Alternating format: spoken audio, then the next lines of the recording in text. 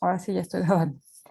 Pues que recuerden que tienen fechas de entrega de esta actividad y que tenemos un quiz déjenme ver si no les puse cuándo es el quiz. Sí, el 10 de noviembre, o sea, la próxima semana. El artículo, la verdad es que no está, bueno, desde mi punto de vista no está complicado. Ustedes ya saben muchas lo van a poder entender, vamos, fácilmente. Y está muy padre, según yo, porque es muy aplicado a la producción, pues ya hasta cierto punto industrial de una enzima, ¿no? Y valores que se pueden obtener, pues ya más prácticos a la hora de estar haciendo este tipo de actividad. ¿Ok? Entonces, ¿no hay dudas? No, todo bien.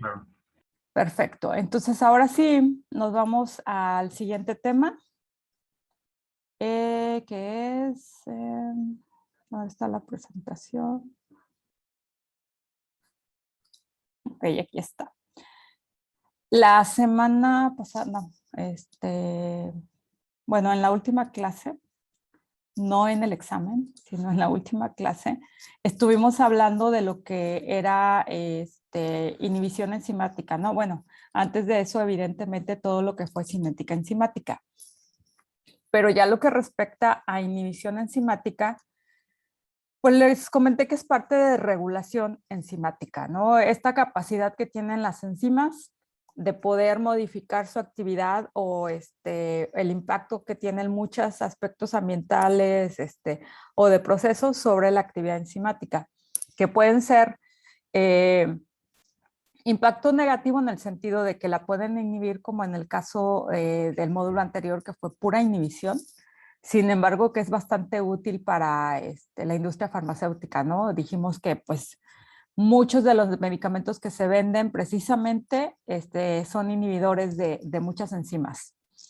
Sin embargo, en la regulación enzimática también tenemos el otro aspecto, que es aumentar la actividad de la enzima para favorecer, pues obviamente, la catálisis, aumentar la velocidad de reacción, que eso es algo muy importante, y esos aspectos se regulan con la modificación de diversos parámetros.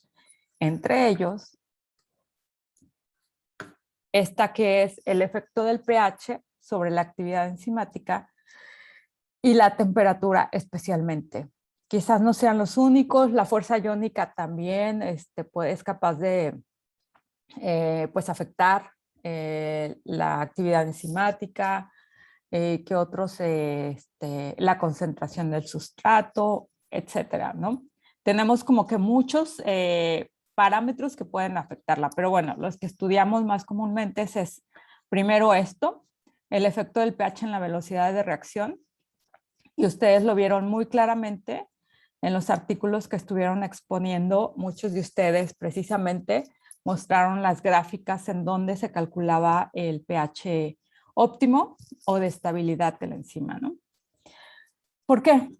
¿Por qué sucede que las enzimas pues son capaces de cambiar, pues sí, sufrir un cambio a través de los cambios en el pH en el medio en el que están solubilizadas? Pues por esta característica, que es sumamente importante para las proteínas como tal, las enzimas, y que arrastran precisamente por las características de cada uno de los aminoácidos. ¿Qué es esto? Tienen grupos ionizables, ¿no? La mayoría de los aminoácidos tienen al menos dos grupos ionizables, que son justamente el grupo carboxilo y el grupo amino, además del grupo tiol, algunos de ellos como las cisteínas. Algunos pueden tener más de dos grupos, o sea, del carboxilo y del amino en los extremos terminales, que serían, pues sí, las colas terminales de la estructura, pues además podrían tener otro grupo amino, ¿no? Y ese grupo amino también es capaz de protonarse y de ejercer o de proporcionar una carga o influir en la carga total del aminoácido primero y eventualmente pues de toda la proteína, ¿verdad? Entonces, según el pH al que estén estos aminoácidos, podemos tenerlos cargados positivamente, negativamente o incluso con una carga relativa neutra, ¿no? Y en toda esta cadena de aminoácidos, pues va a haber un impacto diferente dependiendo de la accesibilidad de los aminoácidos al solvente. Y eso provoca que cada aminoácido tenga un valor de pKa diferente. ¿Alguien se acuerda qué es el pKa? Dime, Fernando. Perdón, primero que nada, el pKa no era la constante de disociación del ácido, o sea, que tantos iones daba al medio. Eso, y mi pregunta es, se me trabó un poco el audio, no escuché si realmente explicó qué tiene que ver el pH para darle una carga positiva y negativa a estos grupos ionizados. No, creo que de tu segunda pregunta no, así tan amplia no he dado una explicación, apenas estoy empezando. Y Ok. lo que decías del pKa, efectivamente es una constante de disociación. Es esta capacidad que tienen, en este caso, los aminoácidos de poder estar disociados en formas diferentes, en este caso con cargas diferentes, ¿no? Las cargas pues en el caso ya de la estructura, acuérdense que afectan lo que es el punto isoeléctrico. Y el punto isoeléctrico pues manipula hasta cierto punto la carga que finalmente va a tener el aminoácido. Bueno, la carga que sí que va a tener el aminoácido en cierto pH. Entonces eso afecta esa carga. Pero entonces, ¿y por qué se afecta esa carga? Bueno, por esto, precisamente por estos sitios de protonación que les decía yo, pues hasta cierto punto son abundantes en cada aminoácido y por eso los llamamos esbiтерiones, porque eso permite que se puedan comportar como un ácido o una base pues al mismo tiempo, que nos lleva a lo que es también un anfolito, ¿sí? La protonación o desprotonación de un aminoácido carboxilo, perdón, depende del pH al cual está. ¿Sí? Y por eso, insisto, afecta el punto isoeléctrico, o bueno, afecta la carga dependiendo del punto isoeléctrico al cual esté. En este caso de este aminoácido, lo podemos ver claramente, tenemos el grupo amino, el grupo carboxilo, que ya saben ustedes, es parte fundamental de cada uno de los aminoácidos. Pues la cola del grupo R y eventualmente pues un hidrógeno y no, un hidrógeno, ¿no? Es la otra posición. Lo podemos tener protonado como en este caso con una carga positiva. Lo podemos tener neutro, tanto el grupo carboxilo como el grupo amino están cargados y eso nos provoca una carga neutra. Y o lo podemos tener pues solamente el grupo carboxilo cargado y el grupo amino protonado. Y entonces eso pues nos lleva a una carga negativa. Esto provoca que tengan diferentes pKa's. ¿Por qué? Porque se pueden disociar de manera diferente. A este pKa voy a tener una mayor cantidad de este catión que de esta molécula y de esta molécula. A lo mejor no necesariamente voy a eliminar completamente estas moléculas, pero sí la concentración de la forma catiónica va a ser sumamente alta por el pH al cual está trabajando, que está muy cercano al pKa del 2.22 y caso contrario, pues en este caso del pH de 9.86. Entonces, todos los aminoácidos tienen esta capacidad y todos los aminoácidos pueden tener al menos 2 pKa's. ¿Por qué? Pues porque acuérdense, tienen su grupo carboxilo y su grupo amino. Entonces, bueno, aquí nada más resalto lo que ya les había preguntado. El pKa, pues es la fuerza con que las moléculas pueden disociarse. Y en el caso de los aminoácidos, este comportamiento es bastante claro. De hecho, los pKa's de los grupos están reportados. Les decía, al menos, dependiendo del aminoácido del que estemos hablando, pues podemos tener un pKa para el grupo carboxilo o un pKa para el grupo amino. pero tenemos aminoácidos que tienen colas, les decía yo, en donde tenemos también otro grupo amino, a lo que le llamamos cadena lateral ionizable, y vean, podemos encontrar otro valor de pKa. No todos, evidentemente, pero sí muchos de ellos los pueden tener. Entonces, si tenemos abundancia de estos aminoácidos, pues bueno, la capacidad de cambios con respecto al cambio del pH, pues va a ser, bueno, la capacidad de cambio de la actividad enzimática con respecto al cambio del pH, pues va a ser alto. Estos valores de pKa están reportados, son, ¿cómo decirlo? Vamos, no cambian, están reportados para cada aminoácido y entonces eso nos ayuda a manipularlos en cuanto a la carga. Hay curvas de titulación como estas. De hecho, esto no es propio de los aminoácidos. Acuérdense que pues todos los buffers tienen esta misma curva de titulación, tienen también pKas que son muy importantes para que nosotros podamos calcular el pH de una solución. Y además son muy importantes, ¿por qué? Pues porque a valores cercanos a ese pH, pues es donde realmente hay una capacidad de amortiguamiento en el caso de los buffers, ¿no? Mientras más nos alejemos de ese valor de pKa, pues la capacidad del buffer va a ser menor, ¿no? Incluso va a ser nula en una zona muy alejada. Bueno, lo mismo pasa con los aminoácidos y podríamos construir curvas de titulación como esta para cada aminoácido, en donde pues tenemos moles de base añadidos por cada mol de glicina. Entonces podemos construir la gráfica de esta concentración versus pH, y aquí en el caso de la glicina, que es el aminoácido más pequeñito, no tenemos cadena lateral, entonces solamente tenemos los dos grupos ionizables que pueden ver pues cuando lo tenemos cargado positivamente y cuando lo tenemos cargado negativamente. Y en este caso, el valor de pKa, perdón, el valor de punto isoeléctrico para estas moléculas se calcula muy fácilmente, simplemente sacando el promedio de los valores de pKas, que en este caso pues serían prácticamente 2.5 y 9.5. La sumatoria entre 2 nos debe dar un punto isoeléctrico de 6. Ese es exactamente el mismo procedimiento para cada uno de los aminoácidos. Entonces, esto provoca que, pues en cierto pKa incluso haya una resistencia al cambio, pues sí, al cambio de pH, ¿no? Pero también provoca pues que el aminoácido esté cargado de una forma u otra, dependiendo de las alteraciones del medio en el que esté solubilizado.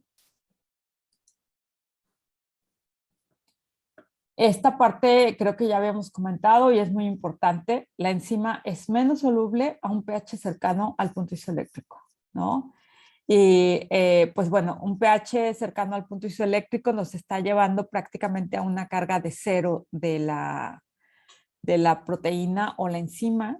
Eso pudiera afectar el sitio catalítico, ¿no? Ya ven que siempre estamos buscando pues a qué pH va a ser el óptimo. ¿Por qué? Porque no son activas a todos los pHs. El cambio de pH puede precipitar la enzima, sí, ya lo vimos, ¿se acuerdan cuando estudiamos la parte de precipitación? Que una parte era precipitación con sales y la otra opción era con punto isoeléctrico o precipitación isoeléctrica.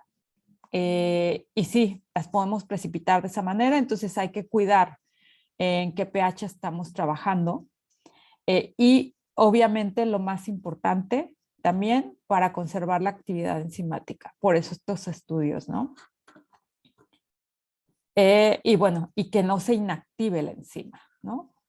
La única, pues, versatilidad, diría yo, de estos cambios de pH y cómo pueden afectar la enzima.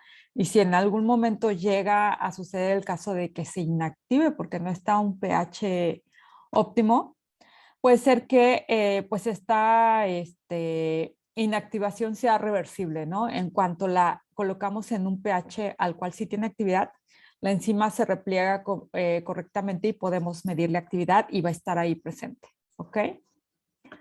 Vamos, es eso. una condición reversible. Entonces, la mayoría de las enzimas presenta una curva de pH, como esta que está en la figurita, e insisto, ustedes lo vieron en todos los artículos que presentaron de caracterización de enzimas, siempre se estudia esto y siempre vamos a obtener un comportamiento como este de una campana gaussiana, en donde tenemos un punto máximo de máxima actividad, pero también pues conforme nos vamos acercando a ese punto, la actividad puede ir aumentando. Hasta que rebasemos ese punto va a suceder lo contrario. La actividad va a ir bajando, ¿no? Y podemos tener enzimas activas a pHs básicos e inactivas a pHs ácidos y viceversa. Bueno, esto es importante de que muchas de las enzimas o la generalidad, porque no todas, depende de su función, pues son o tienen su mayor actividad a un pH alrededor de 7, ¿no? Todas las enzimas fisiológicas, pues seguramente estamos hablando de pHs muy cercanos al fisiológico, pero insisto, no todas, ¿no? Acuérdense que tenemos igual ácido en el estómago y tenemos enzimas pancreáticas. Tenemos algunas enzimas básicas, la fosfatasa alcalina, algunas como la lisozima, por ejemplo, que ya hemos comentado que está en la saliva y que evidentemente una de sus funciones es también degradar otras enzimas, pues bueno, también tiene un pH básico. Dime, perdón, un punto isoeléctrico básico. Dime, Fernando. Ya ve que a veces venden como suplementos de enzimas. O sea, no les sucede nada cuando, o qué es lo que sucede cuando entran al estómago, porque pues ahí hay un pH muy diferente, ¿no? Perdón. Si son enzimas tomadas, sí se van a degradar. De hecho, esa es la función de la lisozima y otras enzimas. Y en el estómago también, insisto, tenemos pancreáticas, tenemos muchas proteasas que tienen esa función.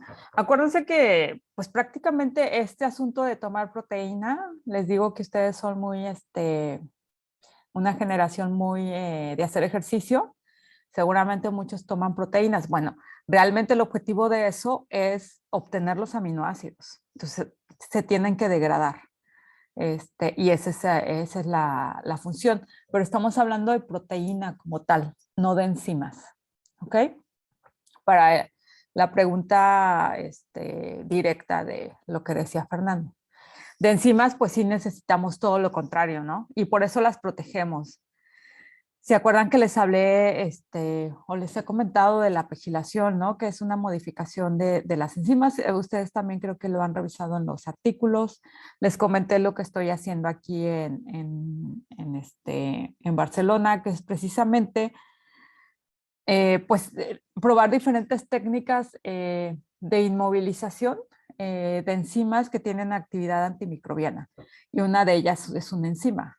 La gran ventaja es que su actividad o su centro catalítico es diferente al sitio en donde tienen la actividad antimicrobiana, porque esos sitios generalmente son muy hidrofóbicos para que les permita romper la pared celular de los microorganismos. Bueno, ahí a lo que voy es que hay que protegerlas.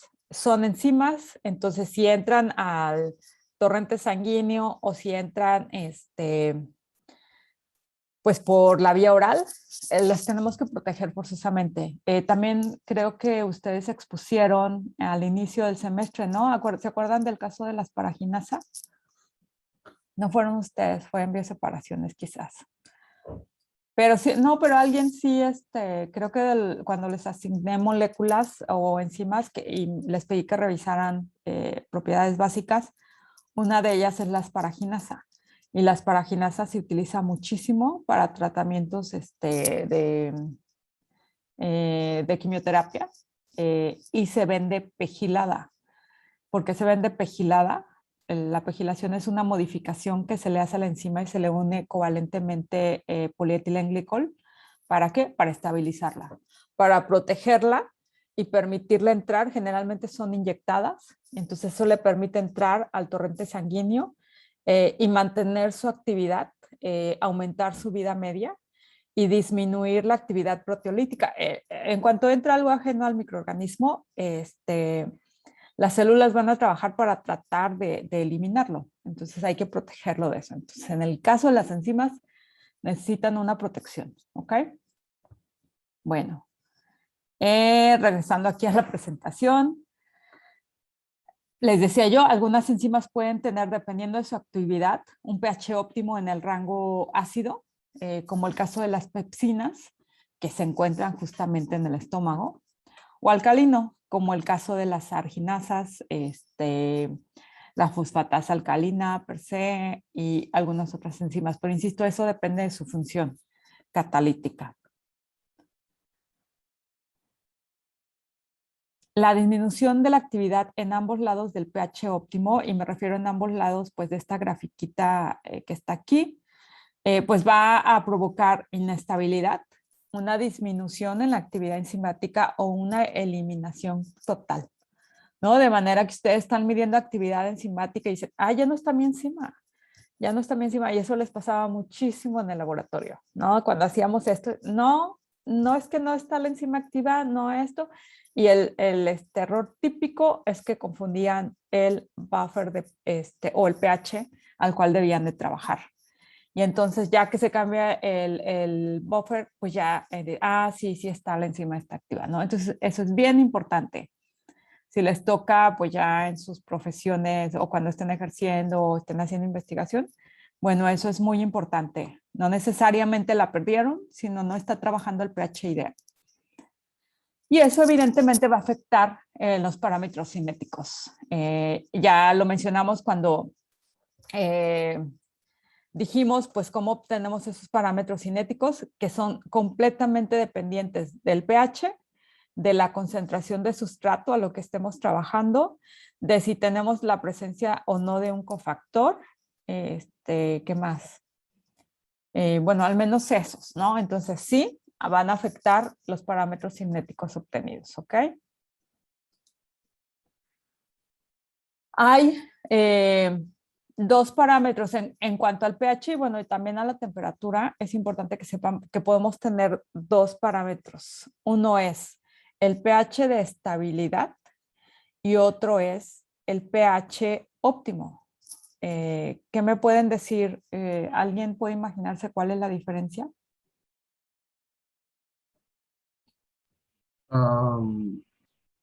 Híjole, tal vez que el pH óptimo a lo mejor y modifica alguna parte de la enzima para que sea más funcional, y yo supongo que la estabilidad es como que la enzima está como relajada, no sé, está como en su estado natural. Ok.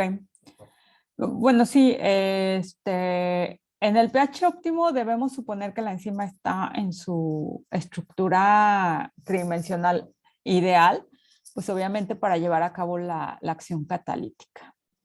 Pero este pH óptimo es así como ¿cómo les diría? ¿Cómo puedo decir que es algo?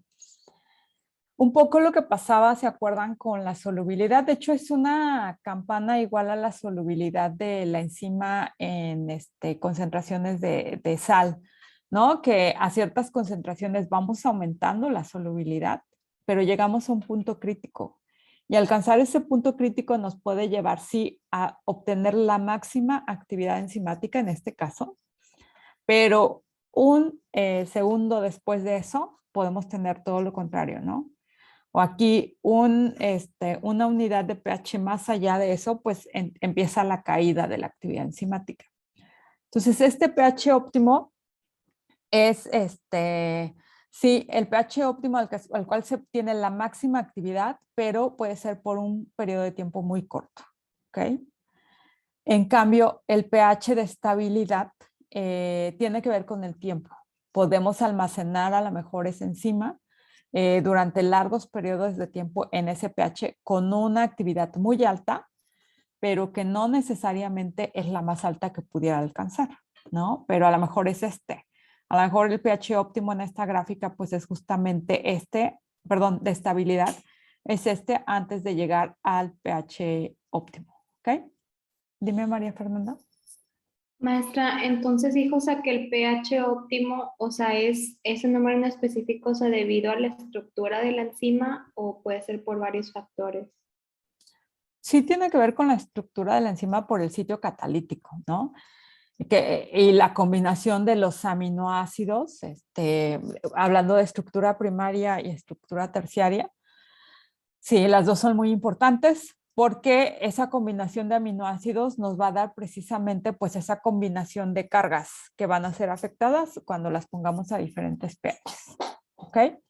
Pero, y decía yo, el pH de estabilidad es durante un periodo de tiempo prolongado, ¿no? Que no sería lo mismo, no obtendríamos a lo mejor la misma actividad, o una actividad tan alta como el pH óptimo. Entonces, esos dos valores podrían ser ligeramente diferentes. ¿Ok? Dime, Lian. No. Entonces, digamos, en procesos industriales sería lo mejor mantener un pH de estabilidad. Seguramente sí. Ok. Sí, seguramente sí, porque eso implica tiempo, generalmente. Dime, María Alejandra. El del pH óptimo, en ese, o sea, porque solamente se puede por un periodo corto de tiempo. Pues porque es muy inestable en el sentido de que a lo mejor mantener el pH, ese pH, no es tan fácil ya en un sistema vivo, llamémosle así. O sea, un cambio de 0.1, 0.2 unidades de pH, por decir algo, 8.1 a 8.3, a lo mejor sí es significativo para la actividad. Entonces, ahí vas a obtener valores diferentes de actividad enzimática, ¿sí? Entonces, Ok. por eso es que están, por esta curva, precisamente por el comportamiento que tiene, ¿no? Y del pH estable, ese podría ser igual como un rango de, o sea, un rango de valores de pH, o igualmente es un punto.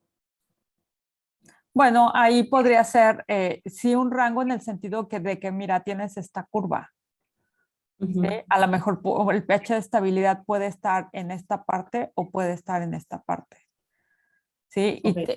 Y eso hay que medirlo durante diferentes periodos de tiempo, ¿no? A lo mejor incubamos la enzima, no sé, 5 minutos, 20 minutos, 30 minutos, dependiendo de la aplicación a la cual la vayamos a someter. Y ahí vamos a ir midiendo, evidentemente, actividad enzimática y obtener las unidades por mililitro y podemos decir, aquí la enzima o la actividad enzimática es estable durante 30 minutos, ¿no? Pero eso se tiene que calcular experimentalmente, forzosamente, hacer experimentos, ¿no? Ok, gracias. De nada. ¿Qué pasó, María? Maestra, y ¿Qué me pasó? surgió otra duda, ¿cómo sabemos cuál es el pH de estabilidad? Lo que decía ahorita, hay que medirlo en el laboratorio. O sea, hay que hacer el experimento para medir el pH óptimo, actividad enzimática a diferentes pHs, tal cual. Todo el rango, incluso, bueno, yo he medido literalmente toda la escala de pH para ciertas enzimas y me tomo el buffer de pH 1, buffer de pH 1.5, buffer de pH 2 y mido actividad enzimática y obviamente vamos obteniendo las unidades de actividad enzimática y se va construyendo esta gráfica. Lo mismo para el pH de estabilidad, pero eso se hace con diferentes tiempos, ¿no?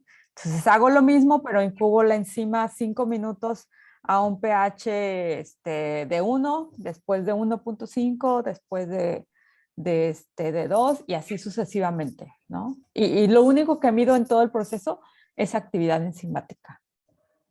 ¿Ok? Y vean, se pueden obtener gráficas de este estilo. Depende, insisto, de la enzima. Hay enzimas que son muy básicas, hay enzimas que son neutras y hay enzimas que son muy ácidas.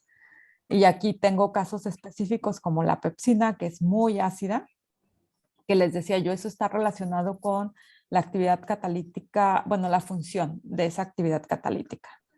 La amilasa y la arginasa, ¿no? Que tienen diferentes pHs de estabilidad, ¿ok? E insisto que esto es reversible. Las regresamos al buffer o al pH en el cual sabemos que tiene mayor estabilidad y se van a replegar y van a volver a tener la actividad pues más alta o al menos lo más alta que podemos lograr bajo esas condiciones. ¿Ok? Entonces son mediciones literalmente en el laboratorio. Todo eso que vimos en el módulo pasado de inhibición enzimática se mide en el laboratorio. Literalmente colocamos las diferentes concentraciones del inhibidor a nuestra reacción enzimática, medimos actividad. pH, colocamos las diferentes buffers de pH, medimos actividad enzimática. Todo lo que sea que haya que hacer para ver regulación enzimática, hay que hacer la medición experimental. Esta es una gráfica de un artículo mío precisamente para encontrar el pH óptimo al cual trabajaba la lacasa, esta de Agaricus bisporus. Eso también depende pues de la fuente de la enzima. Ya checamos o comentamos que hay lacasas de diferentes fuentes, de muchos hongos, bacterias, y entonces esto va a cambiar. No todas tienen el mismo pH óptimo porque cambia ligeramente su estructura primaria. Y entonces vean aquí esta enzima. Y otra cosa es muy importante también, el sustrato. ¿Sí? El pH también es dependiente del tipo de sustrato que estemos utilizando. Acuérdense que tenemos enzimas que tienen diferentes sustratos. Es el caso de la lacasa. Puede ser uno de sus sustratos ABTS, otro puede ser dimetoxifenol, otro de siringaldacina. Bueno, estos estudios son específicos para el sustrato. Puede ser que con este sustrato que aquí era ABTS, pues me dio un pH de prácticamente 4.2. Pero si hiciera este mismo experimento con siringaldacina, otro sustrato de la casa, el pH es prácticamente de 6.5, el pH óptimo. Entonces, eso también es importante. ¿Ok? Todos esos factores ya influyen bastante en esta determinación. O se vuelven tan específicos como eso, ¿no? Depende de todos los parámetros. Eso es en cuanto a la determinación del pH. Esto, insisto, es experimental. No tenemos, bueno, hay fórmulas que podrían predecir incluso el punto isoeléctrico, pero no son nada exactas. Nos dan una idea, pero no hay otra que hacerlo experimentalmente. Tenemos el siguiente, que es el efecto de la temperatura. Igual en la velocidad de reacción, que evidentemente nos afecta la actividad enzimática. En el caso de la temperatura es algo muy, muy similar al pH, ¿sí? Y como regla general, aumentar la temperatura va a aumentar la velocidad de reacción. Y eso es muy obvio hasta cierto punto, porque ¿qué hacemos al aumentar la temperatura? Aumentamos, acuérdense que pues tenemos finalmente moléculas, átomos. Si aumentamos la temperatura, vamos a aumentar los choques entre estas moléculas, ¿no? Entonces, eso va a provocar un aumento, para el caso de las enzimas, de la actividad enzimática o la velocidad de reacción con la que se lleva a cabo la conversión de los reactivos a producto. Entonces, hay un efecto de la temperatura en la estabilidad de la proteína, igual que con el pH. Vamos a tener una temperatura de estabilidad, y aquí sí es más crítica, justamente por lo que me comentaban pero pues en un proceso industrial, ¿qué es lo que queremos? Bueno, aquí se vuelve más crítico que la enzima sea capaz de soportar largos procesos a diferentes temperaturas o a la temperatura que queremos del proceso, ¿verdad? Se afecta, hay un efecto sobre el equilibrio de la reacción. Bueno, se aumenta la velocidad de la reacción. Simplemente no es que vayamos a producir una cosa diferente a lo que se produce cuando no tenemos control de temperatura. La velocidad de conversión de producto a sustrato, eso es lo que realmente está pasando. Y vamos a tener gráficas muy parecidas a lo del pH, insisto, como estas, ¿no? Temperaturas a las cuales va aumentando la velocidad de reacción, pues bastante, hasta llegar a un punto máximo. Y después de eso, a temperaturas muy altas, eso a lo mejor es más fácil de comprender, pues se va a haber degradación de la enzima, ¿no? Y vamos perdiendo actividad. Aquí sí, la diferencia con el pH es que puede ser que esta pérdida de actividad no sea reversible. ¿Sí? Si llegamos a un punto crítico, la temperatura puede desnaturalizar completamente la enzima, porque dependiendo de qué tan alta sea, pues puede literalmente llegar a romper el enlace peptídico, ¿no? Entonces, esto, insisto, pues sí se vuelve un poco más crítico de lo que sería pues un cambio en el pH en las diapositivas anteriores.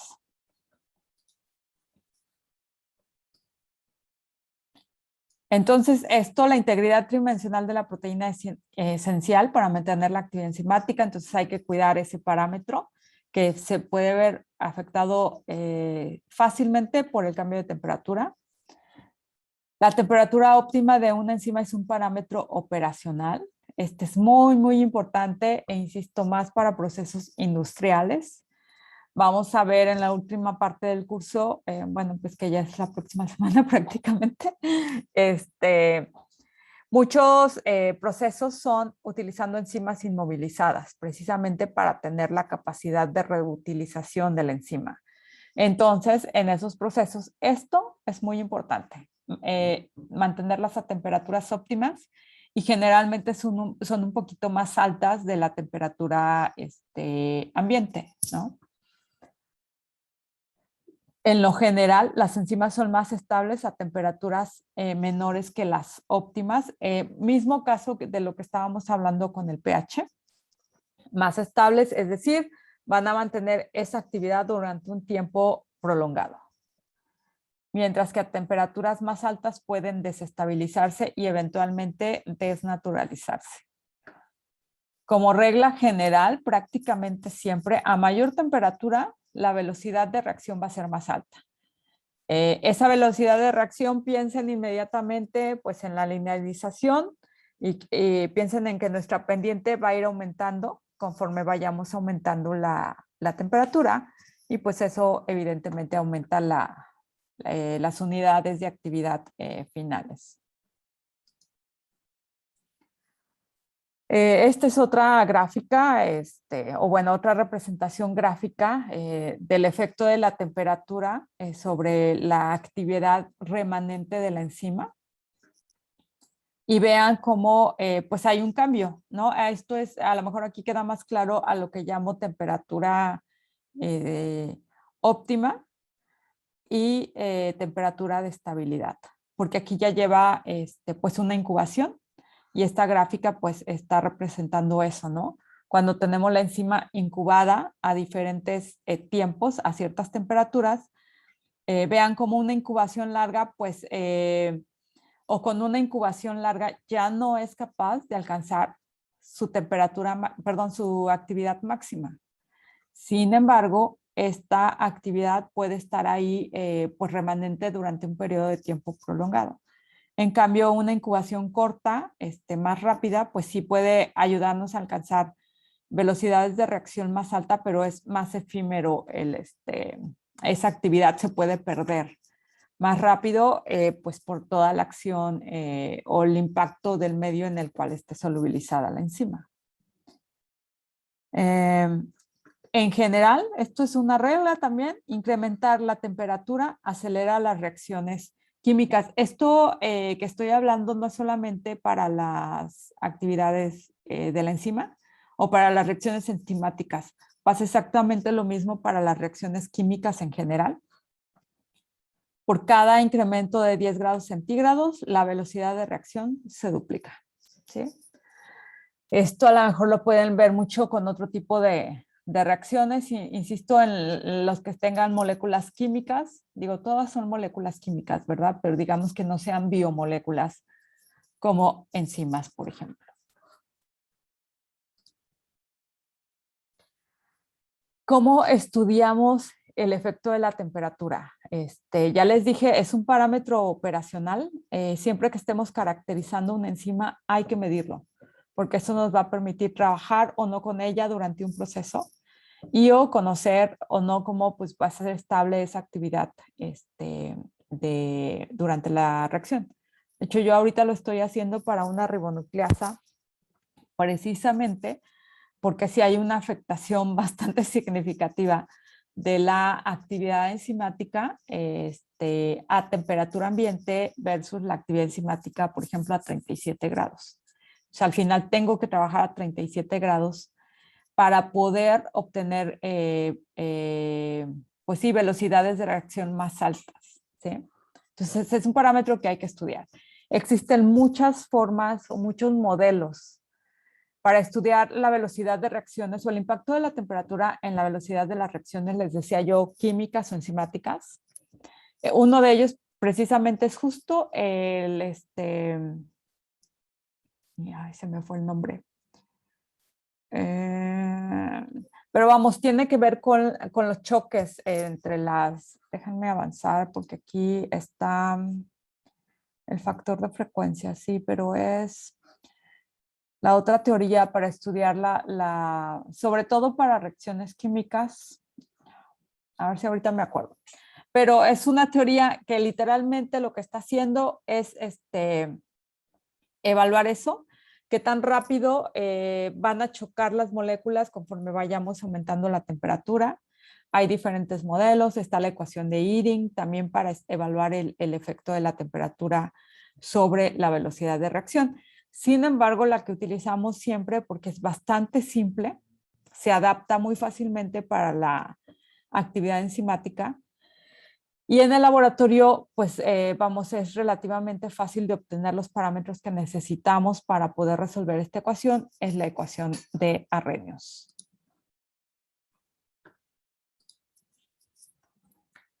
En esta ecuación de Arrhenius podemos observar la dependencia de esta velocidad de reacción con respecto precisamente, pues insisto, a la temperatura. Y además podemos obtener la energía de activación, que eso es muy importante para las reacciones catalizadas por enzimas. Ya hemos hablado de que prácticamente eso es lo que hacen en las enzimas, ¿no? Su efecto es la disminución de la energía de activación. Podríamos calcularla con esta ecuación de Arrhenius.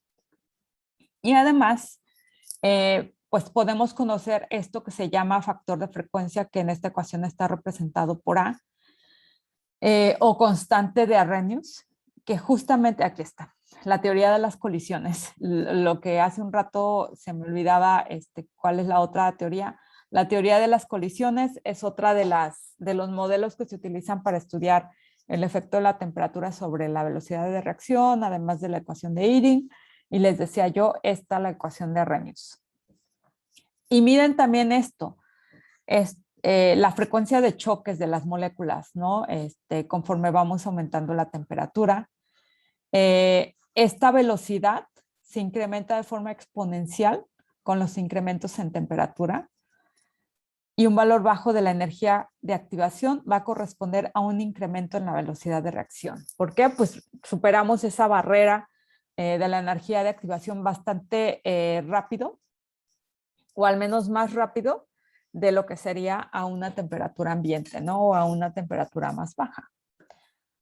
De hecho, se acuerdan, ¿no? Que el objetivo de mantener las enzimas a temperaturas bajas o incluso congelarlas es justamente, pues, disminuir su actividad, ¿no? Llevarlas a un estado prácticamente de inmovilidad hasta cierto punto en el orden de mantener esa actividad pues durante un tiempo prolongado, pero están inactivas. ¿Por qué? Pues porque estamos bajando considerablemente la velocidad de su reacción en el caso de que hubiera un sustrato de por medio. Esta ecuación de Arrhenius, bueno, simplemente estoy agregando aquí las unidades a las cuales trabaja. Necesitamos la constante de los gases o el valor de la constante de los gases, la energía de activación que está en joules sobre mol generalmente, y este factor de frecuencia que se representa en 1 sobre segundo y que les decía yo, pues es también llamado constante de Arrhenius y tiene que ver con esta frecuencia en las colisiones de las moléculas. La energía de activación, pues ya saben ustedes que es la cantidad mínima de energía requerida para transformar una molécula de sustrato a una molécula de producto y que además, insisto, es realmente el factor que están las enzimas modificando y además disminuyéndolo significativamente en orden de acelerar la velocidad de reacción. ¿Y por qué utilizamos esta ecuación? Pues porque, ya saben, tiene una linealización como muchas de las cosas que hacemos en enzimología, pues la podemos linealizar a través de el inverso de la temperatura y el logaritmo natural de la velocidad de reacción, que ambos son parámetros que podemos obtener experimentalmente. Nosotros colocamos la enzima a diferentes temperaturas, la incubamos y después de eso medimos actividad enzimática. Y acuérdense que generalmente lo hacemos con una cinética, entonces la pendiente que obtenemos de los datos es la velocidad de reacción, ¿no? Y la podemos graficar directamente con la pendiente o literalmente obtener las unidades por mililitro de actividad enzimática. Entonces tenemos este modelo linealizado de la ecuación de Arrhenius, que es, imagínense aquí, el Y es igual a, bueno, aquí está movido, M sería esta EA entre R por la X, que es 1 sobre T. Entonces lo que hay que graficar para poder resolver esta ecuación es justamente 1 sobre la temperatura, que es este factor, versus el logaritmo natural de K. Con eso nosotros podemos obtener el valor de la energía de activación porque la pendiente es justamente igual a esta energía de activación entre R con un valor negativo o con un signo negativo más bien. Y la intercepción en el origen, perdón, en el eje de la Y es el logaritmo natural de A. Y con esta conversión nosotros podemos obtener muy fácilmente los valores de pues tanto de la energía de activación como del factor de frecuencia. La verdad es que obtener los datos, bueno, de todo lo que han estado calculando, obtener los datos es la parte más sencilla. Más bien obtener los cálculos o hacer los cálculos de las linealizaciones. Aquí sí lo más crítico es hacer los experimentos. Entre que son muy tediosos y hay que hacer muchísimos repeticiones, consumen bastante tiempo. Pero bueno, esta materia es teórica. Entonces decía yo, la K, la velocidad de reacción, es independiente de la concentración del sustrato en este caso, ¿ok? Porque además la concentración del sustrato la mantenemos fija. Es la misma concentración del sustrato, lo único que vamos cambiando es la temperatura a la cual hacemos las mediciones. Esta influencia de la temperatura la podemos ver aquí. Pues cómo va a ser la energía de activación dependiendo de las temperaturas, una energía de activación más pequeña o una energía de activación más alta, si la pendiente se va haciendo un poco más grande también, ¿ok? Una energía de activación alta corresponde a una velocidad de reacción muy sensible a la temperatura. Es decir, incrementos pequeños de temperatura van a tener mayor impacto en esta velocidad de reacción. Vamos a hacer un ejercicio. La actividad de la fosfatasa ácida, también hay fosfatasa ácida, ya que les estaba hablando de la alcalina, se midió a diferentes temperaturas para determinar la velocidad inicial de reacción, obteniendo los siguientes datos. Nos dan los datos de temperatura. Como vamos a utilizar la constante de los gases, acuérdense que siempre hay que trabajar con Kelvin o grados Kelvin. Si no están expresados así, están en grados centígrados, bueno, hay que hacer la conversión. Ese es un punto muy importante. Y bueno, la velocidad de reacción, que aquí la están representando como K. Entonces hay que obtener la temperatura óptima para esta enzima y determinar la energía de activación para este proceso. ¿Ok? Voy a dejar de compartir para mostrarles un Excel. Ay. Ok.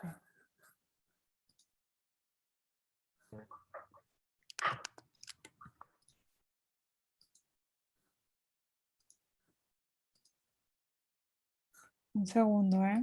Pensé que tenía el Excel abierto y no, yo creo que lo cerré.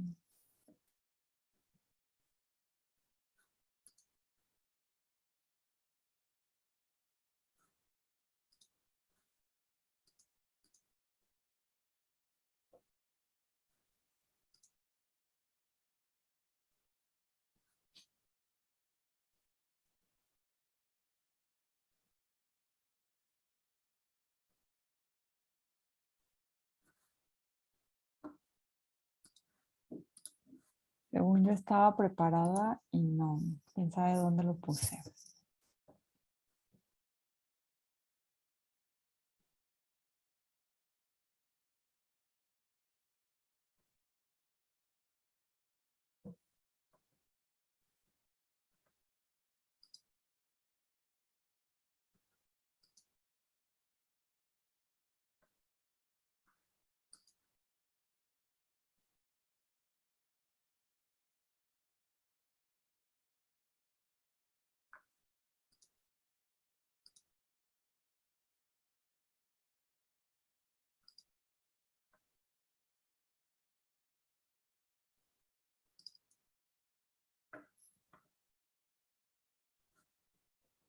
Ok, entonces pues hay que pasar los datos a un Excel. Y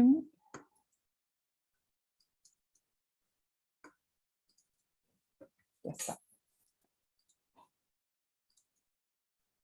Ok. ¿Sabe qué tanto hice? Pero bueno, denme un segundo más.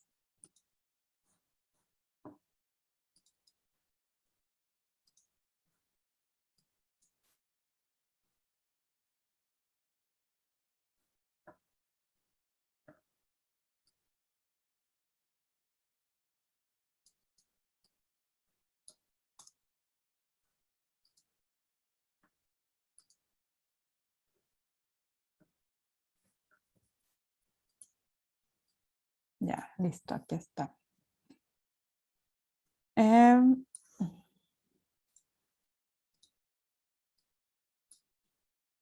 Les decía yo, pues hay que pasar los datos a Excel para poder sacar las gráficas que necesitamos y eventualmente la linealización.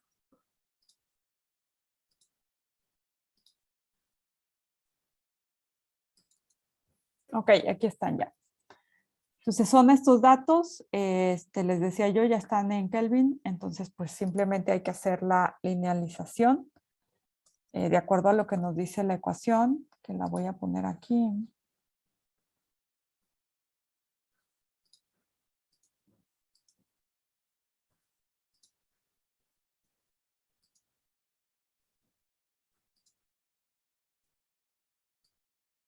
Ahí está la ecuación, ¿no? Entonces es 1 sobre t.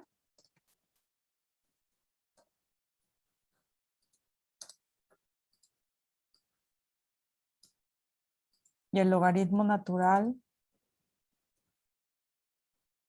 de la velocidad.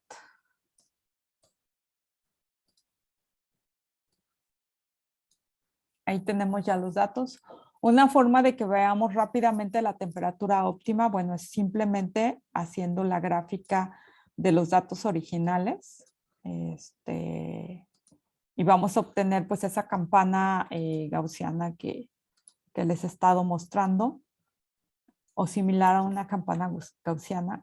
Y pues aquí pueden ver inmediatamente cuál es la temperatura óptima para estos datos, ¿no? Para esta enzima, que es prácticamente a los 339 grados Kelvin, ¿ok?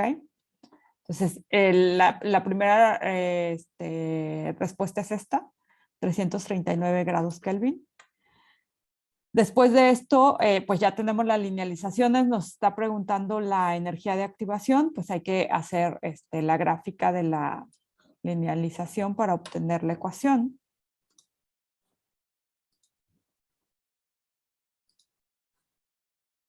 Aquí es importante una cosa, acuérdense que en la linealización lo que estamos buscando es obtener una línea recta. Y aquí es obvio que hay puntos en donde, como ya estamos perdiendo la actividad enzimática, que es justamente en estos dos puntos que correspondería a esta parte de nuestra curva, pues ya no nos sirven para la linealización porque nos va a afectar el valor, ¿sí? Entonces, los vamos a eliminar, ya sabemos que hasta aquí llegamos al pH óptimo, los vamos a eliminar, vamos de aquí de esta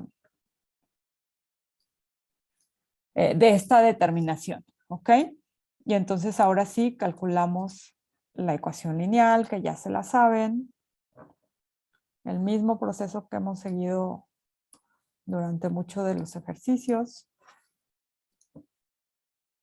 Aquí tienen el valor.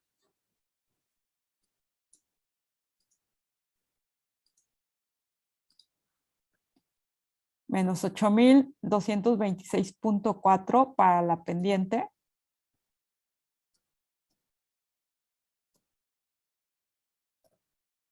Acuérdense siempre, por favor, de las unidades. La intersección es de 24.658. Y ahora la energía de activación, ¿a qué es igual? Bueno, es el valor de la pendiente igual a la energía de activación entre R con un signo negativo. Entonces la pendiente sería igual, perdón, la energía de activación sería igual a la pendiente por el valor de R o de los constantes de los gases.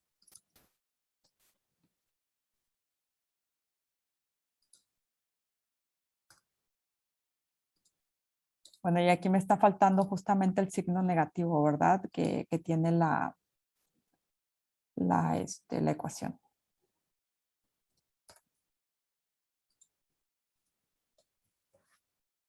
¿Ok? Esa es la energía de activación, el valor de la energía de activación. Y luego el factor de frecuencia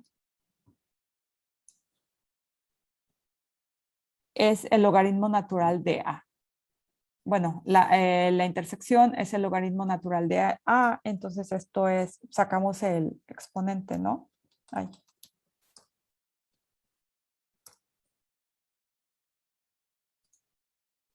Por la intersección.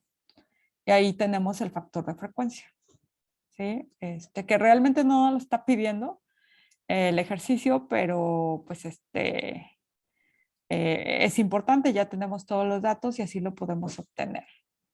Maestra, ¿cómo dijo que se obtenía la A, la constante?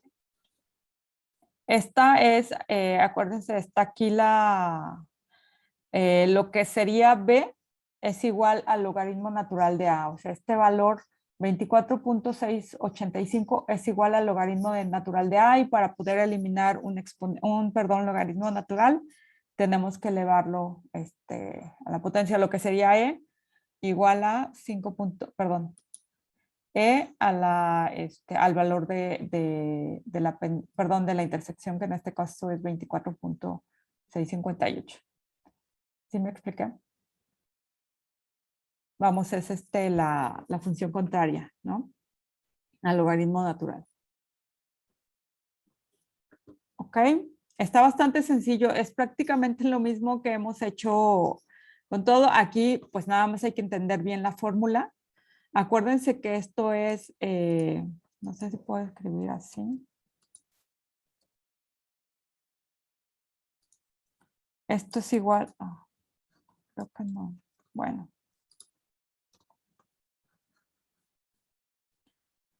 Esto es Y igual a MX más B.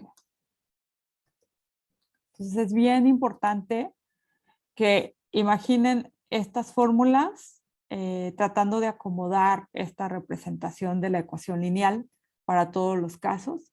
Así es muy fácil que ustedes determinen, si quiero obtener la pendiente que tengo que graficar, bueno, arreglo esta ecuación y así sé que este valor es mi pendiente por la X, que es 1 entre T, y la Y, el valor de Y, en este caso el logaritmo natural, ¿ok? Y la intersección en el origen.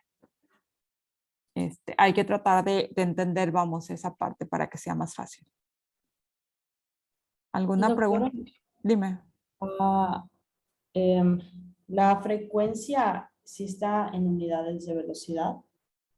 No, de No segundos. velocidad tal cual, de... Es 1 sobre segundos. ok. ¿Sí? Sí. Acuérdense que es, bueno, ese factor de frecuencia, ¿no? Velocidad de choque. ¿Ok? ¿Dudas sobre esto? No sé si queda claro, ahora no sé. Ok, perfecto. Bueno, pues entonces, traten de replicar el ejercicio por si tienen dudas. Son bastante sencillos. E insisto, de estos ejemplos y lo del pH, la verdad es que lo crítico es obtener los datos. Pero bueno, ese no es su problema en estos momentos. ¿Les parece que hagamos un receso de 10 minutos? Son las 2:11, ¿verdad? A las 2:21. Regresamos, por favor. Ok, gracias. Nos vemos en un rato. Gracias. Ok. Les decía yo, pues, que esta parte de regulación enzimática es muy amplia. Incluye lo de inhibición enzimática, esto del efecto de la temperatura y el pH de la reacción o sobre la velocidad de reacción. Y ahorita vamos a ver otro tipo de u otros mecanismos de regulación. Son más difíciles de medir, de hecho, o más complejos. En todos, evidentemente, lo que tenemos que estar monitoreando es la actividad enzimática. Pero esto ya se vuelve más complejo porque involucra un tipo de regulación más a nivel como fisiológico. Entonces, les voy a proyectar esta presentación.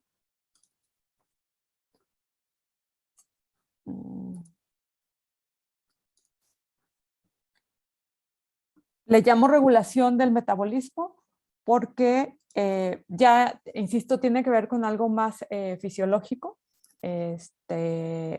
Ya no estamos hablando solamente, bueno, de colocar a la enzima con el buffer y con su sustrato, sino todos los factores que implican que esté esta enzima dentro de una célula afectada por otras enzimas, enclaustrada quizás en uno de los organelos en donde vaya a llevar a cabo su función. De hecho, la compartamentalización que se da en los organelos es hasta cierto punto un tipo de regulación también.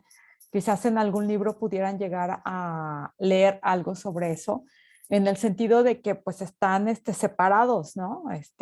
No sé, una enzima que se necesita en el aparato de Golgi, bueno, está ahí en el aparato de Golgi, pero a lo mejor, por ejemplo, las enzimas, las proteasas, son muy importantes para la actividad de una enzima, pero están de acuerdo que no pueden estar, son muy importantes para la actividad de una célula, pero no pueden estar indiscriminadamente por todos lados porque también degradarían proteínas fundamentales para la función celular. Entonces siempre están en sitios en donde no afectan el funcionamiento, pero sí como que están listas para ser utilizadas en una de las rutas metabólicas. Bueno, entonces esta capacidad de la célula en general de regular el metabolismo está intrínseca, lo podemos llamar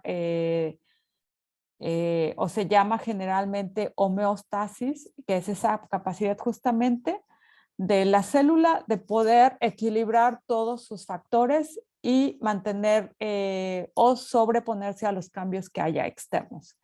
A la entrada de la concentración de algún metabolito, a la entrada de algún cambio de alguna sal que afecte el pH, alguna otra enzima, etcétera. Y además, pues pueden estar reguladas a través de controles, ¿no? Cambios en los índices de las reacciones bioquímicas en respuestas a las necesidades fisiológicas. Es decir, ya estoy cubierta por la concentración que necesito de un metabolito, hay que detener la ruta metabólica, ¿no? Esa es una parte del control, que la célula lo va haciendo durante prácticamente todo el tiempo. Entonces, la regulación del metabolismo de la que vamos a hablar no son las únicas, hay muchas otras, digamos, dependiendo un poco también del tipo de células. Regulación del metabolismo por concentración del sustrato. o regulación en general enzimática por concentración del sustrato. Esto es crítico. El sustrato en algún momento puede llegar a convertirse en inhibidor de la enzima. ¿Por qué? Por un exceso, ¿ok? Y ustedes lo ven un poco en la cinética enzimática, cómo se estaciona esta velocidad de reacción a concentraciones altas del sustrato. Bueno, si esas concentraciones son demasiado altas, va a haber inhibición. Regulación por retroalimentación o retracción. Es decir, ahorita lo vamos a ver con detalle, pero pues la misma ruta metabólica va dando información de lo que necesita y hasta dónde va a llegar en su avance. Regulación alostérica, que estos son enzimas especiales que son capaces de regular las vías metabólicas o mecanismos. Un ejemplo muy claro es el de el plegamiento de enzimas, ¿se acuerdan? Que pues más o menos hablamos a grosso modo sobre este mecanismo que es muy importante. De hecho, el plegamiento de todas las proteínas en general. Pero de las enzimas es uno de los fenómenos menos conocidos en el sentido, no sabemos cómo lo hace, ¿no? Tiene muchísimas opciones para poder tomar configuraciones tridimensionales y solamente toma una específica. Y los investigadores no han podido resolver cómo exactamente lo hace. Pero bueno, en todo este proceso hay algunas enzimas que se les llama chaperonas o chaperoninas que también ayudan a este tipo de plegamiento y bueno, lo hacen a través de regulación alostérica. Y finalmente a través de zimógenos, que son un tipo de enzimas especiales que ahorita vamos a ver. Les decía yo, esta parte de regulación por concentración del sustrato, pues las enzimas no pueden estar siempre trabajando a su máxima velocidad, ¿sí? Cuando eso sucede, cuando llegamos a la velocidad máxima, estamos en este punto, en donde prácticamente hay un estacionamiento en la velocidad máxima. Ya hay un exceso de sustrato que la enzima pues ya realmente todos sus sitios catalíticos los tiene cubiertos. Entonces solo responde a decrementos precipitados en la concentración de sustrato cuando está en este punto. Esta parte es importante. Los valores de Km o las constantes de afinidades que han estado calculando en las clases pasadas, para casi todas las enzimas que están involucradas en rutas metabólicas, que son prácticamente todas, tienden a ser cercanos a la concentración intracelular promedio de los sustratos. Es decir, técnicamente lo que hay de sustrato en una célula para una enzima dada está muy, muy cercano justamente a su constante de afinidad, que es donde obviamente vamos a tener como que el mayor rendimiento de la enzima. El producto de la reacción enzimática, el que se vaya generando, puede fungir como un inhibidor de la reacción si se encuentra en exceso. Eso es muy, muy común en muchas enzimas. Por eso es que hay que cuidar no llegar a ese punto.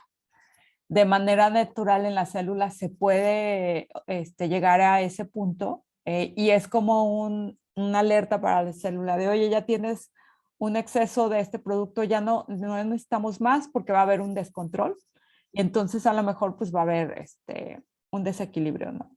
Y eso detiene o es una señal para que se detenga la acción de alguna enzima. O bueno, esa acción es a través de un inhibidor, en este caso que insisto es un exceso del producto. Esta es la más simple, la verdad, no es tan complicada. A lo mejor, bueno, la más simple de entender. Las demás son un poco más complicadas, de hecho lo que les voy a mostrar, dime María Alejandra.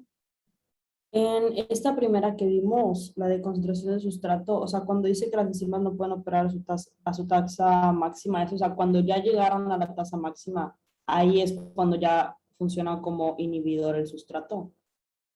Cuando tiene ya un exceso de sustrato, sí. Bueno, O ya es que- alcanzamos su velocidad máxima, eso ya la alcanzaron y desde hace rato, Ujú. pero y se sigue adicionando sustrato, Entonces, pues ya no hay conversión de ese sustrato a producto. ¿O a qué te Y refieres? o sea, o sea, es que dice, o sea, solo responden a decrementos precipitados, o sea, es En la como concentración del sustrato. o sea, si deja de haber sustrato, entonces Empiezan como que a activarse. ok. Y eso es Ya. porque pues sus sitios catalíticos se están liberando, ¿no? Cuando retira la concentración del sustrato, pues libera sitios catalíticos, ¿no? Entonces, cuando hay muy poco sustrato, otra vez hay sitios catalíticos libres para llevar a cabo la conversión. ¿Ok? Bueno, les decía yo, esta es la más fácil de entender hasta cierto punto e insisto, la concentración de los sustratos en la célula es prácticamente igual a la constante de afinidad. Y esa constante de afinidad, acuérdense que está en un punto ideal, ¿no? Sabemos que es a la mitad de la velocidad máxima, en donde pues podemos tener una muy buena velocidad sin acercarnos a este punto de saturación y sin necesitar de una concentración de sustrato tan alta, en donde la mayoría, digamos que la vamos a desperdiciar, pues porque la enzima ya está o se está bloqueando o está a punto de bloquearse completamente. Después tenemos esta regulación por retroalimentación que es un poquito más compleja de lo que vamos a ver, pero obviamente vamos a ver los ejemplos simples. Por esto, imagínense pues una línea de montaje, un proceso que estamos siguiendo, del cual vamos desde A a B con la intermediación de una enzima que llamamos E1 y después nos vamos hasta C con la intermediación de otra enzima E2 y así sucesivamente en una línea, ¿no? Bueno, esta serie de reacciones puede ocurrir con pues, normalidad en condiciones óptimas, pero puede llegar a un punto en donde estemos ya trabajando pues al punto de la saturación. Estamos obteniendo dentro de todo este proceso una concentración muy alta del producto E, que eventualmente a lo mejor ya no se necesita, ya no se está procesando. Imagínense un poco, pues cuando comen algo, ¿no? Nos comemos un chocolate, pues se van a activar rutas metabólicas diferentes a cuando nos comemos ¿qué les gusta? Una cucharada de aceite, ¿no? Por decir algo.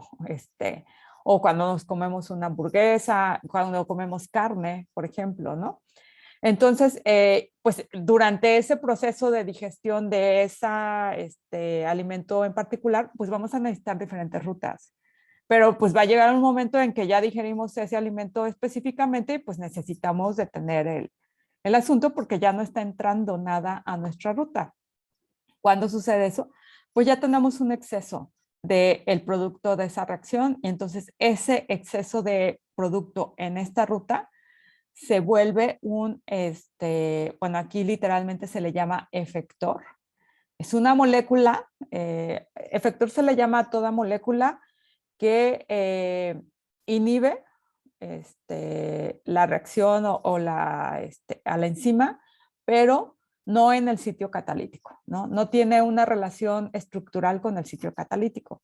¿Se acuerdan de la inhibición competitiva, ¿no? Que la condición era que el sustrato es prácticamente igual al inhibidor y por eso hay una competencia por el sitio catalítico. Bueno, un efector no es igual estructuralmente, pero se va a convertir en un inhibidor hasta cierto punto negativo, en este caso efector alostérico negativo porque está inhibiendo. Y entonces va a detener esta ruta desde este paso desde A a B y entonces ya no pasa nada en la ruta hasta que se vuelvan a comer otra hamburguesa, por ejemplo, ¿no? La célula puede controlar la generación del producto final entonces mediante la activación o la inhibición. Aquí sería una diferencia con la inhibición enzimática, ¿no? Que aquí se pueden activar y o inhibir las rutas dependiendo pues de las necesidades, ¿no? En este tipo de regulación. Y a esto se le llama control por retroalimentación. Continuamente se está retroalimentando la ruta metabólica de acuerdo a lo que está produciendo y entonces, ya produje bastante, ya no necesito más, me detengo. En pocas palabras, eso es lo que sucede. Esta es una ruta metabólica muy simple. La verdad es que son bien complicadas. No sé si a lo mejor de sus clases de bioquímica se acuerdan de estas redes enormes de todo el metabolismo celular, pues imagínense eso. Pero pues bueno, más fácil de explicar de esta manera. Lo mismo regulación por retroalimentación, pero ya en rutas pues más complejas, ramificadas, en donde a lo mejor ya no tenemos solamente una opción para inhibir la ruta, sino tenemos varias en donde podemos inhibir todo o podemos inhibir una sección, ¿no? Entonces ya tenemos como varios controles. En este caso, por ejemplo, vean, podemos ir desde M1 hasta M6, desde M1 hasta M9 o desde M1 hasta M4, dependiendo de las necesidades. Un exceso de M4 puede convertirse en un inhibidor o activador de E1, pero lo mismo pasa con un exceso de M9, puede inhibir o activar E1, o también puede inhibir o activar E6. Es eso a lo que se llama retroalimentación, ¿sí? Simplemente. Un ejemplo de esos es el ATP, que es un inhibidor alostérico de algunas enzimas, especialmente las de respiración celular, que se acuerdan que les platiqué que los inhibidores, estos inhibidores irreversibles, pues prácticamente afectan estas rutas, las de respiración celular. Bueno, cuando hay mucho ATP, la inhibición por retroalimentación evita la formación de más ATPs. Ya hay suficiente, ya no quiero, entonces el tipo de inhibición que puede suceder es eso, por retroalimentación, alta concentración de uno de los metabolitos. También podemos encontrar algo de lo que le llamamos regulación alostérica, que les decía yo, pues es la otra forma, en donde pues también tenemos involucrados efectores que nos permiten pues llevar a cabo esa regulación y que, insisto, no tienen una similitud con el sitio activo de las enzimas y que además pues no se unen al sitio activo, son estructuralmente diferentes a los sustratos y también de los productos inmediatos de la reacción enzimática. Inmediato, pero a lo mejor puede parecerse a otro producto, ¿ok?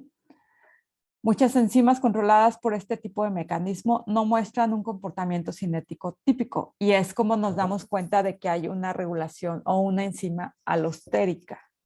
El comportamiento típico de la cinética de Michaelis-Menten, esta curva que estábamos viendo al inicio de la presentación, bueno, se deforma cuando tenemos la presencia de este tipo de enzimas y vamos a obtener una especie de S, o se le llama gráfica sigmoidal, en lugar de las hiperbólicas de la cinética de Michaelis-Menten. Entonces, ¿cómo vamos a saber si tenemos una enzima de este tipo? Midiéndolo experimentalmente bajo las mismas condiciones que tenemos, pero los resultados nos van a salir diferentes, o los datos o las gráficas.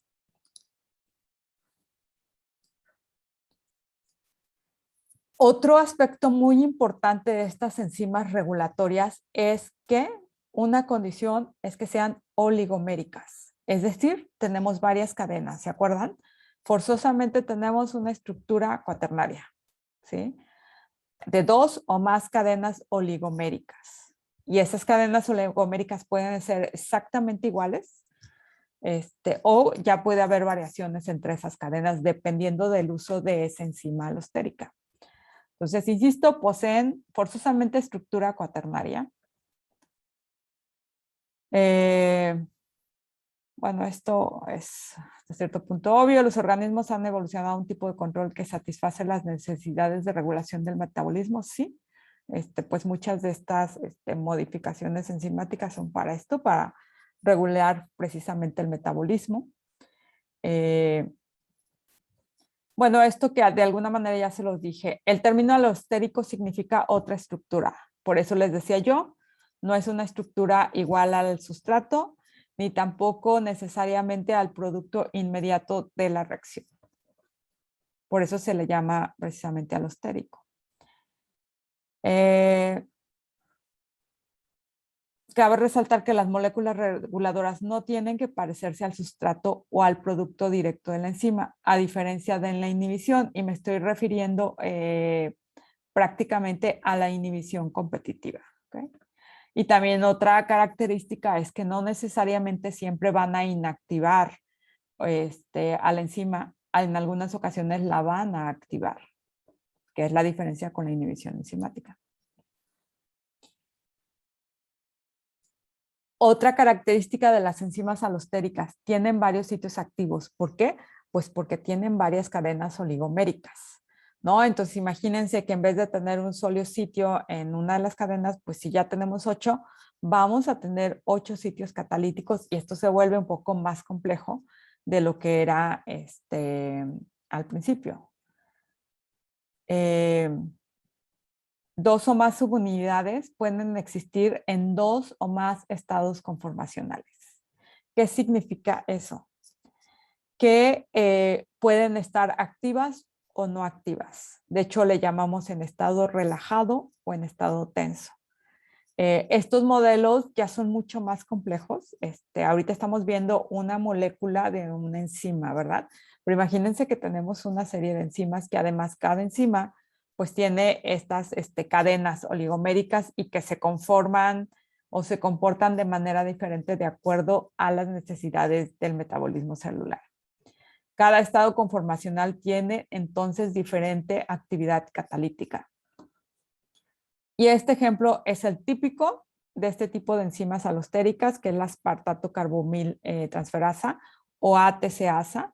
Es una enzima bastante grande. Por ser oligomérica se pueden imaginar inmediatamente que van a ser de pesos moleculares altos. Esta en particular cataliza la condensación del L-aspartato y carbamil fosfato o CP para producir N-carbomil L-aspartato. Que específicamente es el primer paso en la ruta sintética de pirimidines. Entonces, cuando necesitamos una concentración alta de pirimidines, esta ruta puede activarse o desactivarse por la acción de esta enzima alostérica, específicamente ATCasa. Y así, pues bueno, habrá algunos otros ejemplos. Les decía yo que esto se vuelve más complicado en el sentido, uno, de que son enzimas oligoméricas. Tenemos diferentes unidades estructurales. Otro, que como son diferentes, podemos tenerlas en diferentes estados. Les decía yo, activas o no activas. Y a eso le llamamos estado relajado, OR, y en estado tenso, OT. Técnicamente, en estado relajado, OR, es un estado de máxima afinidad por el sustrato, ¿no? Están en una conformación en el que les permite hacer la catálisis eficientemente, mientras que en el estado tenso, y de alguna manera está aquí representado en círculo, tendrían una estructura tridimensional diferente a lo que lo tendrían en estos cuadros, ¿no? Y ahí las tenemos en un estado tenso. Y pueden estar así todas las cadenas oligoméricas en un estado, o a lo mejor podría ser por alguna razón, depende, insisto, de las necesidades del metabolismo, pues que tengamos a S1 en estado relajado y a S4 en estado relajado y las otras en estado tenso. Insisto, esto se empieza a complicar.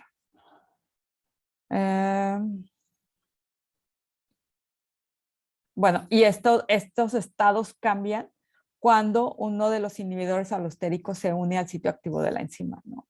Porque ahora ya tenemos como que muchos sitios en donde un inhibidor alostérico pudiera afectar. Entonces, imagínense que llega y afecta a S1, S1 va a tener un cambio conformacional que pudiera afectar quizás a S3 y a S2. Y si esas dos se afectan, a lo mejor pudieran llegar a afectar a S4, ¿no? Y entonces se vuelve como una cascada de cambios. Dime, María Alejandra. Estas enzimas, o sea, bueno, esos diferentes tipos de inhibición o activación, o sea, depende de cada enzima, o las enzimas pueden tener diferentes, de que la inhibición por retroalimentación o regulación por sustrato, o sea, pueden tener varias o hay unas que son específicas. Pueden tener varias, nada más que sí me atrevería a decir, por ejemplo, que para tener inhibición alostérica o por enzimas alostéricas, necesitamos esto, una enzima con varias subunidades. Entonces, si no tienes enzima con varias subunidades, es una enzima monomérica, pues bueno, a lo mejor no podríamos llegar hasta aquí, pero sí podríamos tener control por, inhibición o activación por concentración de sustrato y por retroalimentación. ¿Sí? Lo único que me ¿Explicar? quedó de duda de las alostéricas es si la misma enzima es la enzima alostérica, o sea, la enzima de interés en la reacción es la alostérica, o si entra una enzima extra. Puede entrar una enzima extra. Ok. E imagínate este proceso que les decía yo de plegamiento de proteínas, que pues también puede ser plegamiento de enzimas, que es el proceso justamente en donde van a adquirir la estructura tridimensional. Y que bueno, cada enzima, dependiendo de su actividad, tiene una estructura tridimensional diferente, ¿verdad? Porque pues es donde conforman el sitio catalítico para unirse a un sitio, a un sustrato específico. Bueno, en este proceso hay enzimas alostéricas, chaperoninas, que ayudan al plegamiento de las enzimas en general, ¿no? Entonces, Ok. y esas enzimas alostéricas pues también tienen sitios catalíticos. ¿Sí? Por eso es que pueden ser las dos cosas. E insisto, esto ya se vuelve más complejo. Por suerte no vamos a ver. Para esto hay hasta modelos matemáticos, porque aquí estamos viendo pues un modelo sencillito de 4 subunidades, pero podemos tener bastante más grandes. Hay un término también que se introduce, que es esto, cooperatividad de unión al sustrato, que es homoalosterismo, es decir, pues eso, prácticamente esta enzima se une al sustrato y tiene una influencia positiva sobre la siguiente, sobre la siguiente enzima o sobre la siguiente incluso cadena polimérica, y entonces digamos que también la activa, ¿no? En ese proceso le llamamos cooperatividad o regulación de la actividad debido a moléculas, le llamamos en este proceso homoalosterismo, o cuando tenemos moléculas eh, cooperatividad de unión al sustrato, cuando estamos hablando del sustrato normal de la enzima, y que pues la activación de una enzima se une al sustrato y eso desencadena la activación de la siguiente enzima o la siguiente cadena con el mismo sustrato, ahí estamos hablando de homoalosterismo. Si hay una regulación por un efector, que ya quedamos que un efector pues no tiene la misma estructura tridimensional del sustrato, entonces estamos hablando de heteroalosterismo, ¿no? Y que puede ejercer también una misma función de activar o inactivar la enzima. La diferencia es un poco si hay una similitud entre las estructuras tridimensionales o no. Esto es lo que les decía yo, refiriéndonos, bueno, otra vez al estado relajado, que insisto es de alta afinidad. Mientras más estados relajados tengamos en estas estructuras complejas, bueno, vamos a tener actividad de la enzima y va a estar llegando a un punto más alto cada vez, mientras que en un estado tenso es de baja afinidad, ¿no? Prácticamente está inactiva. Y la ruta o lo que sea que se esté regulando, pues va a estar hasta cierto punto detenida. ¿Cómo lo vamos a observar? Porque no hay manera experimentalmente, no sé, de que sepamos, por ejemplo, o agreguemos el efector, esto se vuelve más complejo. Entonces, la forma en cómo podemos observar rápidamente estos cambios es a través de la cinética, pero ya no nos va a dar, les decía yo, pues la cinética típica o tradicional de Michaelis-Menten, sino esto que ya es, bueno, aquí no está tan claro, aquí sí se ve más claro, que es una gráfica diferente, ¿no? Experimentalmente es como vamos a saber que estamos ante la presencia de esta enzima. Y esto quiere decir que, pues, a concentraciones bajas del sustrato, la enzima está trabajando, llega a una velocidad de reacción relativamente buena, pero baja, ¿no? Y llegan a un punto en el que se dispara la actividad de la enzima, ¿no? Superamos esta barrera y aumentando ligeramente la concentración del sustrato, se va al cielo la actividad enzimática y bueno, después de llegar a un punto máximo, pues ya empieza a estabilizarse y o a alcanzar la velocidad máxima. Esto es cómo podemos determinar esto. Estos modelos, aunque no son enzimas, han sido muy estudiados con algunas proteínas como la mioglobina, que son subunidades necesarias para, por ejemplo, el funcionamiento de la hemoglobina. La hemoglobina y la mioglobina tienen actividades muy similares, pero dependen en dónde estén distribuidas, ¿no? Y esto se ha utilizado mucho con estas proteínas que, insisto, no tienen sitios catalíticos, pero sí tienen una actividad funcional y responden prácticamente igual a estos cambios sobre todo en cuanto a activadores y o inactivadores. La proporción de moléculas de enzima en la forma R se incrementa progresivamente cuando el sustrato es añadido, que es justamente esto que les decía yo. Y en una concentración relativamente pequeña, sube bastante. Así que la unión al sustrato pues llega a un punto en el que es cooperativa.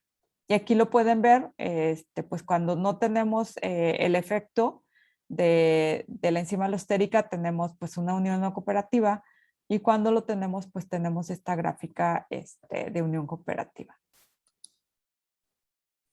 Les decía yo, el ejemplo típico es esta, la ATCasa, que regula la síntesis de pirimidinas. Y aquí pueden ver como que un poco la complejidad de la enzima, ¿no? Es una enzima pues bastante grande en peso molecular. Tiene una subunidad catalítica, que es esta parte verde, que debemos suponer pues es donde está el sitio catalítico. Y una subunidad reguladora, en donde pues hace precisamente esta función de enzima alostérica, que está en amarillo.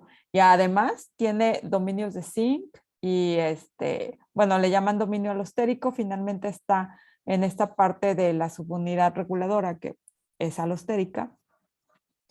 Pero a lo que voy, esta función está como que alejada o es diferente al sitio catalítico per se en este caso de esta enzima.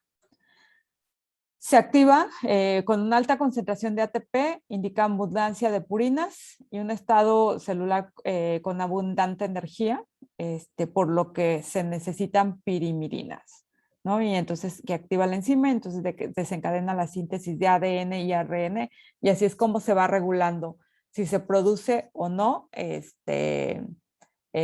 este exceso de pirimidinas o no. Y tiene un sitio de unión para un activador y un sitio de unión, perdón, para un inactivador, que en este caso es el trifosfato de citidina. ¿Ok? Entonces tiene esta función. E insisto, es tan compleja como esto lo puse precisamente para que lo vean, que ya está mucho más grande, y aquí claramente se puede ver el estado tenso, que está como cerrada la enzima prácticamente, ¿no? Está como bloqueada.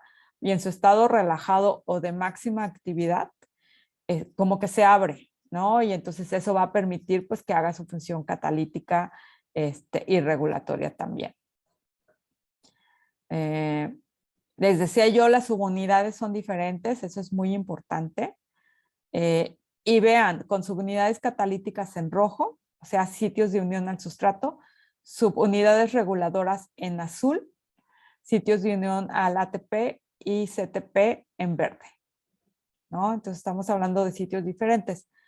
De hecho, es un poco también lo que les platicaba de mi enzima, que su actividad catalítica está en un sitio, pero su actividad antimicrobiana está en otro sitio. Este es un complejo enzimático entonces de 12 subunidades. Ya, insisto, son enzimas muy grandes que tienen un peso molecular de 300 kilodaltones. Entonces, este es el ejemplo típico de una enzima alostérica. ¿Ok? Ahora tenemos otro tipo de regulación que está bien interesante, aunque pues la verdad es que no la...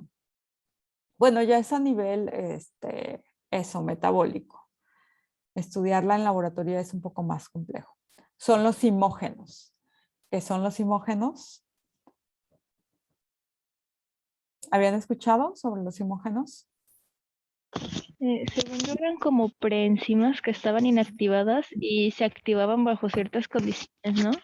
Muy bien, Sofía. Ya había llevado encima. No, lo vi en Exactamente. bioquímica. ¿Cómo? Que lo vi en bioquímica. Ah, Que creo que perfecto. la tripsina era un simógeno. Bueno, tenía su versión simógeno, ¿no? Exactamente. Sí, eso es importante.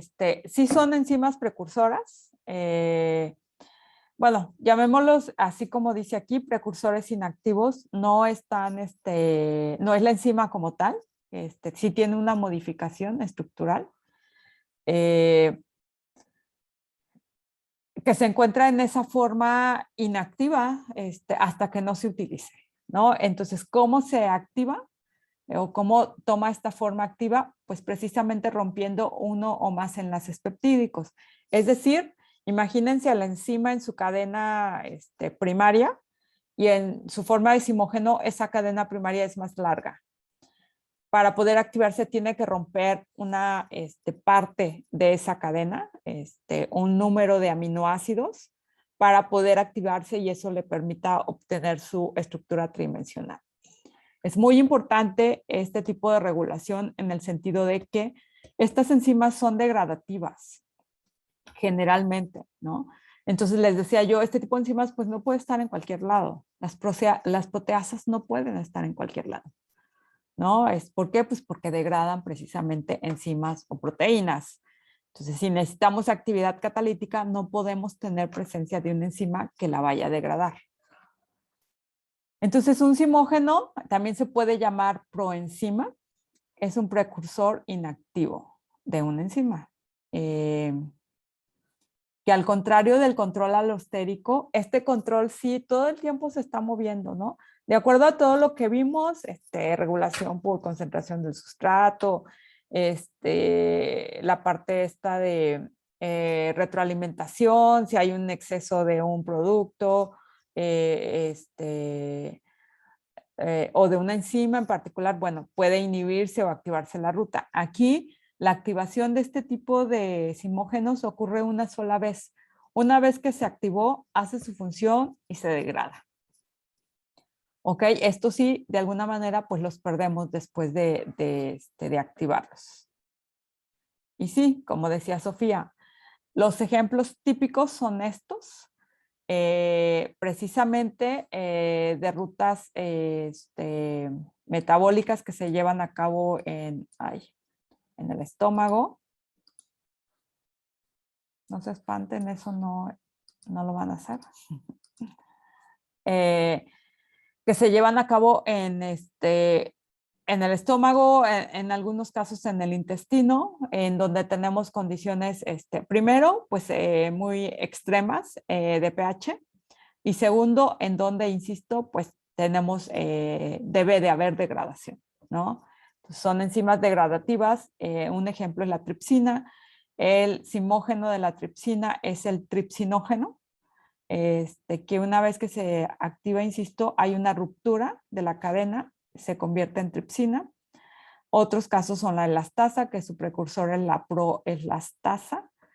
La quimiotripsina, que también es muy común, de hecho la alfa-quimiotripsina es de las más comunes, es una proteasa bastante utilizada. Bueno, su precursor es el quimiotripsinógeno. Entonces, pues como regla, son de mayor tamaño que las enzimas, les decía yo, por esta razón de que van a romper la estructura, ¿ok? Se degradan al cumplir la función y generalmente en estos casos, para esta vía, estas reacciones son en cascadas, ¿sí? Una vez que se forma la tripsina, sigue la cascada y se activa la proelastasa para poder producir la elastasa. Y lo mismo pasa con la carboxipeptidasa y la quimiotripsina. Después, es como una señal, ¿no? Finalmente es una regulación. Es una señal de que se necesita la ruta y entonces la tripsina prácticamente activa al resto. Y esta batería de enzimas digiere prácticamente la mayor parte de las proteínas. Estas sí seguramente van a funcionar cuando se coman una hamburguesa, ¿verdad? Cuando coman carne, esta es una de las rutas que va a trabajar bastante. Y pues como ya vieron, esta es la parte de este tipo de regulación. ¿Tienen alguna pregunta? ¿Dudas, comentarios? ¿No? Pues vamos a dejarlo hasta aquí, porque la parte que nos falta es inmovilización de enzimas, que vieron que les iba a tocar presentar a ustedes, pero no se los voy a dejar porque ya les dejé lo de la actividad para la evaluación de competencias. Entonces, la parte de inmovilización se las voy a dar yo la próxima semana y es prácticamente la última parte del curso. ¿Ok? Entonces, si no tienen alguna pregunta, pues lo dejamos hasta aquí. Nada más, por favor, chequen el ejemplo que hicimos por si hay alguna duda. Evidentemente, pues ese va a venir en el examen, ¿no? La parte de la determinación de energía de activación o el pH óptimo, temperatura óptima, perdón. ¿Ok? Bueno, pues muchas gracias, chicos. Que estén muy bien. Muchas gracias. ¿Qué pasó? Gracias, Fernanda? doctora. Que le vaya bien. Cuídense Yo igualmente. me quedo. Gracias, Bye. Gracias, profesora. doctora. Hasta luego. Bye. Adiós. ¿Qué Yo pasó, me quedo. Fernanda? Ah, es que tengo una duda con el examen, profe, Ajá. de la segunda parte. Ajá. Estaba checándolo y bueno.